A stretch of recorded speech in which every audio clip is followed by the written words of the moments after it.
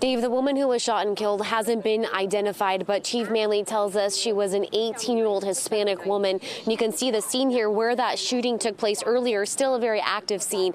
Chief Manley says that police will be out here for the remaining part of the day. He also says the incident all started when someone called 911 around 2:20 this morning, reporting that a woman was trying to break into her house. Manley says this went on for several minutes, in which the female suspect ended up getting inside the house. The call was then disconnected, but a few minutes later, that same person called 911 again, this time reporting she was outside of the house now, trying to escape from the suspect. She told the 911 operator she knew the suspect and that it was her cousin. She also said this person had a knife and was chasing her and two other women through this neighborhood. The caller goes on to say she and the other women were hiding from the suspect because they were afraid of getting stabbed.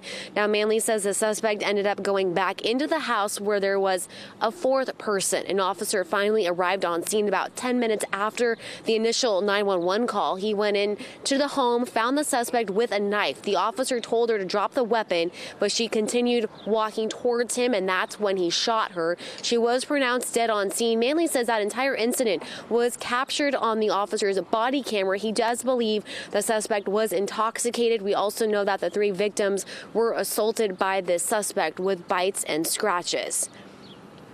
But at the end of the day, this appears to be an 18-year-old female who lost her life today, and that is a tragic incident for this community, and it is a tragic incident for our department. This is not a situation that any officer wants to find themselves in, this will, I've spoken to the officer very briefly, and I can tell that he is greatly impacted by what happened here today. Manley goes on to say that he believes this all started from some type of disturbance that happened in the past. He also says there are several witnesses. Right now, they are being questioned by police at APD headquarters. That officer who fired his weapon had been with the department for 2 years and has been placed on administrative leave. Back to you.